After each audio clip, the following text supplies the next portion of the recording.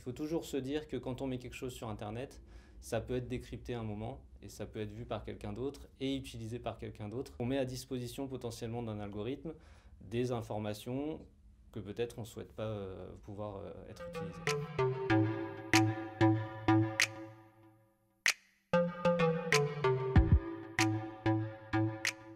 L'algorithme va utiliser ce qu'il connaît de la population pour voir si vous êtes plutôt dans une population à risque et essayer de donner une prédiction assez fine par rapport à votre personne.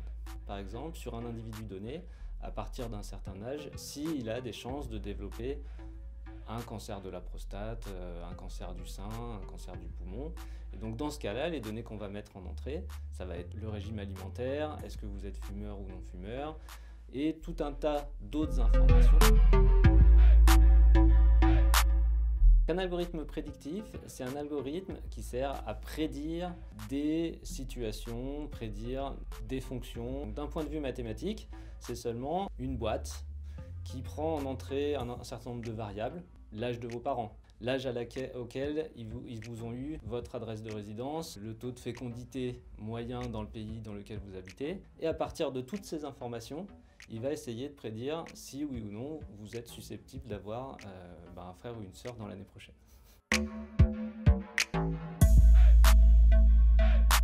Alors l'utilisation des algorithmes prédictifs, ça peut faire peur parce que ça va toucher tout un tas de domaines de la société, de la justice, le domaine de la santé, l'économie, les sciences, le sport. Les gens ont en tête ces applications. Tout le monde a vu des films comme Minority Report. Potentiellement, ils sentent qu'il peut y avoir des choses qui leur échappent, qui vont soit limiter leur liberté, soit faire une société peut-être un petit peu trop homogène. Sur la créativité, sur le hasard, sur ce qui peut se passer demain, peut-être que ça va contraindre un petit peu ce qui est possible de se passer.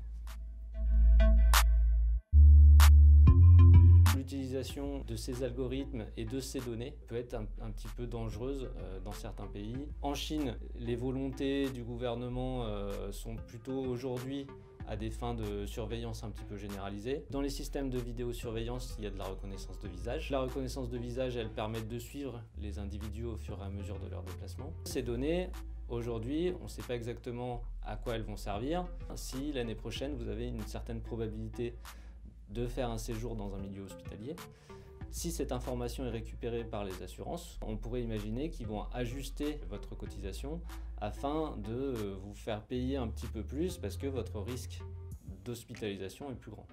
Dans ce cas-là, on entre dans une forme de discrimination qui est basée sur le calcul d'un algorithme et donc évidemment il faut que cette utilisation soit encadrée. La loi a une tendance à vouloir réguler l'utilisation des algorithmes. On le sent dans les derniers textes, donc la RGPD, mais initialement les textes informatique et liberté. On a une volonté de remettre l'humain au centre de l'algorithme et que les données qui sont produites par l'humain, elles soient contrôlées et qu'il y ait accès. Il faut sensibiliser les gens au type de données qu'ils vont mettre à disposition sur Internet, dans leur téléphone, et même par exemple sur des messageries aujourd'hui sécurisées. Peut-être que les moyens informatiques actuels, ils ne permettent pas de décrypter ces données-là, mais peut-être que les moyens informatiques de demain, ils permettront de décrypter.